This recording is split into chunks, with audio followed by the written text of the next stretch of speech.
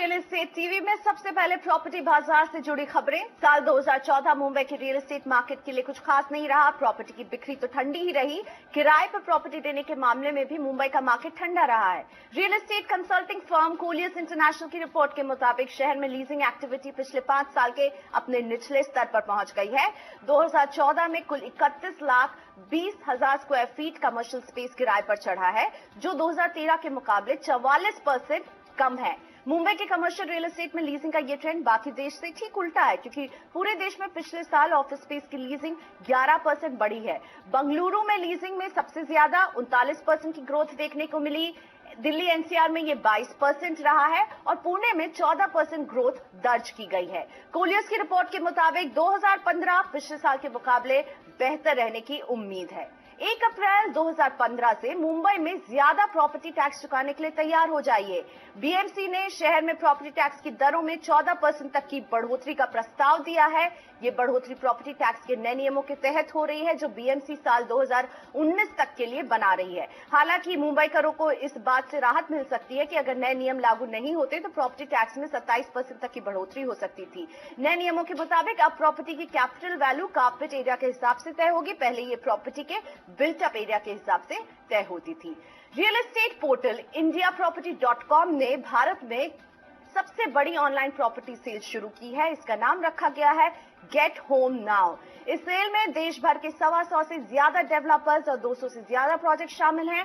साथ ही कई exciting offer और डिस्काउंट भी इस सेल में शामिल होने वाले बायर्स को मिलने वाले हैं। 1 हफ्ते तक चलने वाले इस सेल की शुरुआत 17 मार्च से हुई है और इसमें दिल्ली एनसीआर, मुंबई, पुणे, हैदराबाद, चेन्नई, अहमदाबाद, बेंगलुरु और कोयम्बटूर की प्रॉपर्टी बिक रही है। जो नामी बिल्डर इस सेल में हिस्सा ले रहे हैं उनमें शामिल हैं Nirmal Lifestyle, Wave Infratech, Brigade Group, Nitesh Estate, Indiabulls और रामकी डेवलपर्स। तो प्रॉपर्टी बाजार से जुड़ी खबरों में इतना ही। आगे देखिए हाई राइज बिल्डिंग्स के बाजार पर है रियल एस्टेट टीवी की नजर। किस तरह से यह बाजार बढ़ रहा है, क्या ऑप्शन है आपके पास।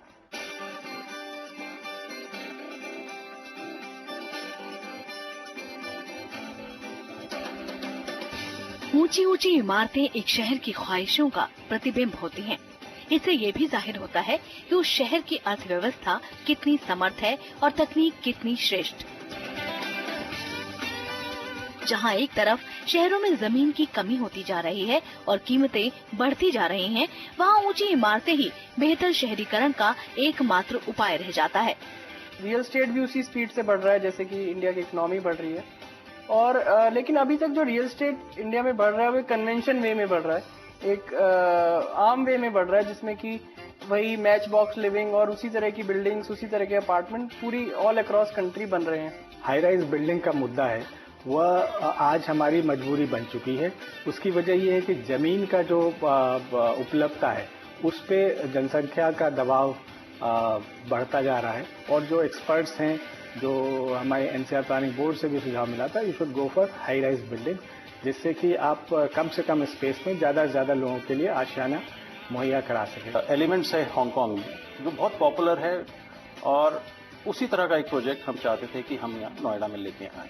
तो हमने सोचा कि क्यों ना इंडियन रियल एस्टेट के अंदर कुछ नया लेके आया जाए, क्यों ना जहाँ पे पूरी दुनिया जिस तरफ डायरेक्शन में चल रही है उस डायरेक्शन को अपनाया जाए।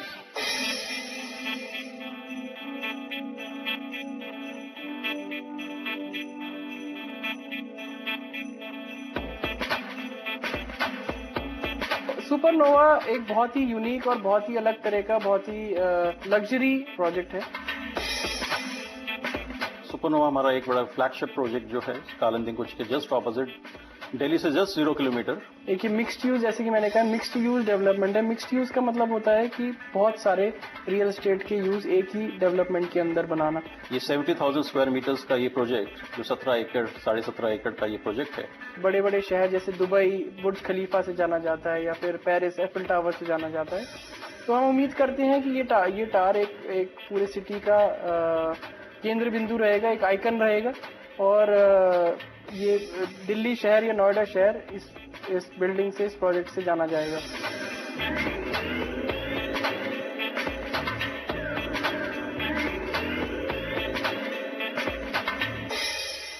ये इंडिया का सबसे ऊंचा मिक्स लैंड यूज प्रोजेक्ट होगा, जिसमें हमारे 5 टावर्स हैं और पांचों ही हाई राइज हैं, बट जिसमें से जो एक टावर है जिसका नाम स्पायरा है वो 80 स्टोरी हाई और ऑलमोस्ट 300 मीटर्स हाई ये टावर होगा। सुपरनोवा प्रोजेक्ट एक बर्थडे केक की तरह है, जिसका बॉटम जो है वो रिटेल स्पेस है, मॉल स्पेस है। करीब 10 लाख स्क्वायर फीट का मॉल स्पेस है, जिसमें 2 लाख स्क्वायर फीट डेजिग्नेट किया गया है लग्जरी ब्रांड्स को ही।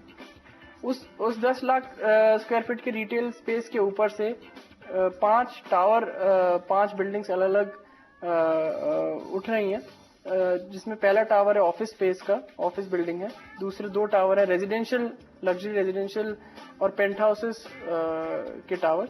ये जो स्पायरा टावर है इसमें डिफरेंट लेवल्स पे डिफरेंट एक कैटेगरी स्टार्ट होती है। फॉर एग्जांपल ये जैसे मैंने बताया कि 80 स्टोरी हाई स्ट्रक्चर है, सबसे नीचे इसमें एक लग्जरी रिटेल रहेगा, फिर उसके ऊपर हमारे सुपर लग्जरी अपार्टमेंट्स रहेंगे जिसका नाम हमने स्पायरा रेजिडेंसेस रखा है।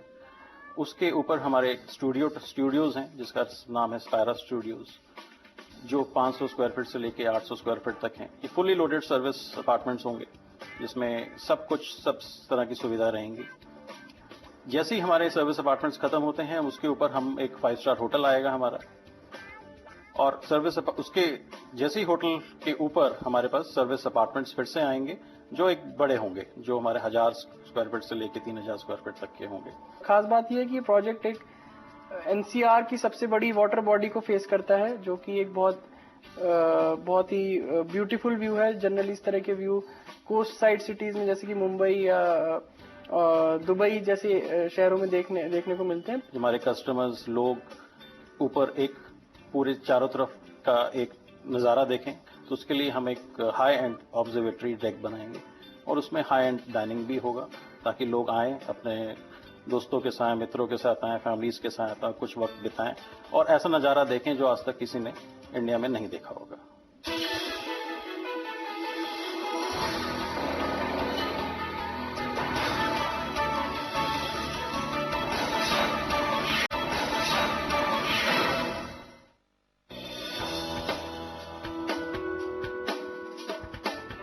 Mix use high rise Bharat में नया कॉन्सेप्ट है और शायद इसीलिए इसको डिजाइन करना काफी चुनौतीपूर्ण है। इस प्रोजेक्ट की सफलता के लिए सही सहयोगियों का चुनाव बहुत जरूरी था। लेकिन इस प्रोजेक्ट को एक साथ लेकर आना और एग्जीक्यूट करना, बनाना एक बहुत किसी दूसरे रियल एस्टेट प्रोजेक्ट के मुकाबले में बहुत ही मुश्किल था। स्पेशली इसकी डिजाइनिंग, इस प्रोजेक्ट को किस तरह से बनेगा, क्या इसका डिजाइन होगा, वो ही एक बहुत बड़ा स्टेप था इस प्रोजेक्ट के लिए। इसके लिए हमने पूरी दुनिया में जाकर आर्किटेक्ट्स, कंसल्टेंट्स और कॉन्ट्रैक्टर्स की खोजबीन करी।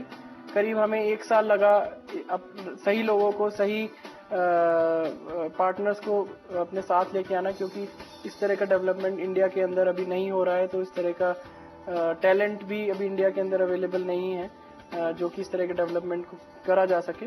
तो करीब 1 साल हम लोगों ने पूरी दुनिया में जब खोजबीन करी, अलग अलग शहरों में गए हम, तो हमें को सही लोग मिले, सही पार्टनर्स मिले। बाहर के लोगों ने, बाहर के कंसल्टेंट्स ने ये सब करा हुआ है, उन्होंने कंप्लीट करी हुई है बिल्डिंग्स। हमारे यहाँ कंसल्टेंट्स ने देखा हुआ है बट काम नहीं करा हुआ है। तो हमें हर उसके लिए, हर कैटेगरी के लिए हमें 2 कंसल्टेंट्स रखने पड़े, एक इंटरनेशनल और एक इंडियन।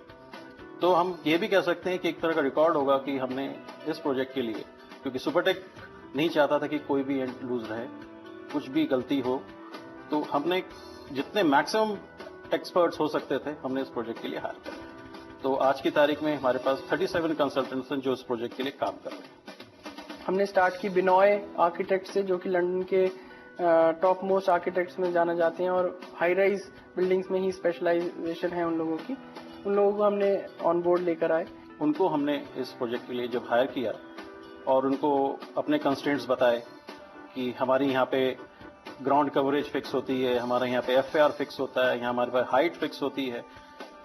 बाहर के देशों में इस तरह का एक कंस्ट्रेंट नहीं रहता, उसमें आप बस रूल बुक फॉलो करिए और बनाते जाइए। जब हम हाई राइज बिल्डिंग्स के लिए अनुमति देते हैं तब हम देखते हैं कि उसका स्ट्रक्चरल स्ट्रेंथ है कि नहीं, कि इतनी मंजिल को वो एकोमोडेट कर पाएंगे। साथ ही फाउंडेशन का स्ट्रेंथ देखते हैं, फाउंडेशन में भूकंप रोधी तकनीक का इस्तेमाल किया गया है या नहीं किया गया है। प्लस फायर सेफ्टी के एडिक्वेट नॉर्म्स हैं कि नहीं है। पूरी दुनिया ने दुबई को एक जबरदस्त गति के साथ बढ़ते हुए देखा है और अब बिल्कुल यही भारत में भी हो रहा है। कुछ महीने पहले जहां हम सिर्फ कागजों पर थे, आज हमें गर्व है कि हम इस प्रोजेक्ट के आर्किटेक्ट और डिजाइनर्स हैं।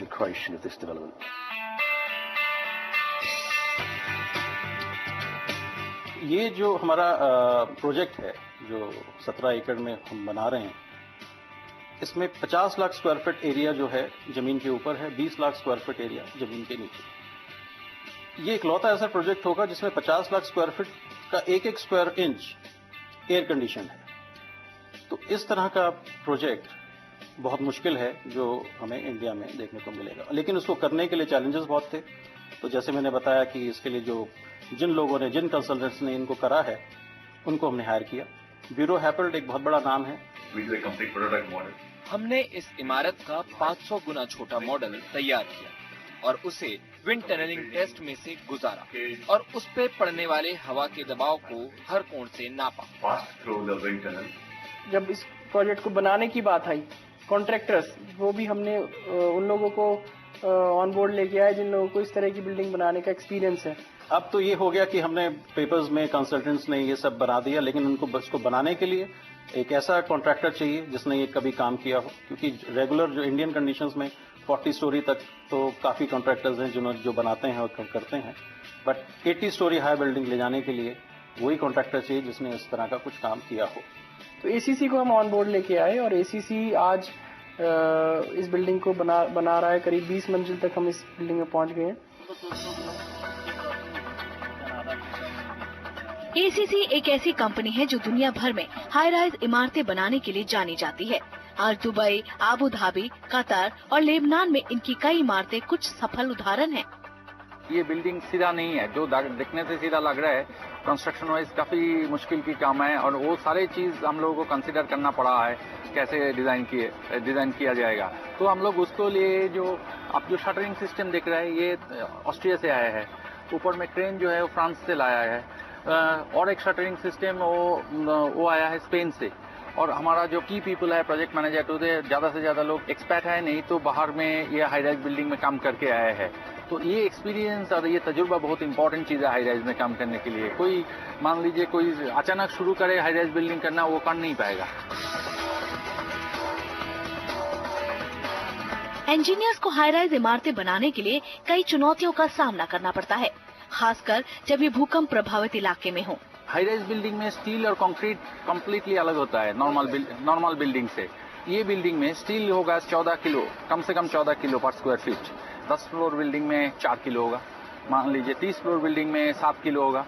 और कंक्रीट है 80 ग्रेड का कंक्रीट है, तो जितना ऊंचा बिल्डिंग होगा कंक्रीट उतना स्ट्रेंथ होना चाहिए। तो और दूसरा चीज़ है, हाई राइज बिल्डिंग में ज़्यादा higher grade of concrete use होता है, क्योंकि आपको कंक्रीट जल्दी स्ट्रेंथ लेना जरूरी है, क्योंकि आप उतना दिन 28 मतलब नॉर्मल बिल्डिंग में आप 14 दिन बाद कंक्रीट का जब स्ट्रेंथ लेगा उसके बाद करेंगे। यहाँ पे 14 दिन आप इंतजार नहीं कर सकते, इसलिए हायर ग्रेड ऑफ ये होता है। तो ये पूरा डिफरेंट टेक्नोलॉजी है, बहुत एडवांस टेक्नोलॉजी है, जो ऑलरेडी बाकी जगह में आ गया है, इंडिया में भी धीरे धीरे आ रहा है। क्योंकि 80 स्टोरी हाई है तो टेक्नोलॉजी भी उसी तरह की चाहिए कि उसको फास्टली हम कस्टमर्स को प्रोवाइड कराएं। तो हमने जंप फॉर्म टेक्नोलॉजी जो फर्स्ट टाइम हमने यूज करी अपने प्रोजेक्ट्स में। ये जंप फॉर्म आज तक नॉर्थ इंडिया में कोई नहीं यूज किया, मतलब ये फर्स्ट टाइम कोई somebody is using। This is the most advance jump form. आप जब नॉर्मल बिल्डिंग बनाते हैं तो जो स्लैब और कोर जो बोलते हैं, जो लिफ्ट कोर, वो एक साथ उठते हैं। जैसे जंप फॉर्म में आप जो कोर एरिया है उसको 10 फ्लोर 12 फ्लोर ऊपर तक लेके जा सकते हैं और स्लैब उसके बाद आते हैं। बीच में जो राउंड दिखाई दे रहा है, ये राउंड एक्चुअली इलिप्टिकल है, ये है कोर। इसमें लिफ्ट स्टेयरकेस इसमें है। ये जो देख रहे हैं साइड में, ये सारे कॉलम्स है, ये सारे वॉल्स एंड कॉलम्स उठ रहे हैं, स्लैब बाद में आ रहा है। देखिए कोर जो देखिए कोर है अभी 18 लेवल के ऊपर में है, स्लैब है मान के चलिए 12 लेवल में, तो 6 लेवल में। इसको ये जंपिंग हुआ है, इसको बोलते हैं जंप फॉर्म, मतलब ये साथ नहीं आ रहा है, ये अबव द स्लैब जंप हो रहा है। इसमें क्या होता है, बिल्डिंग का काम आप 2-3 हिस्सों में डिवाइड कर लेते हैं, इसलिए ये काम करना मच फास्टर हो जाता है, बहुत जल्दी में होता है।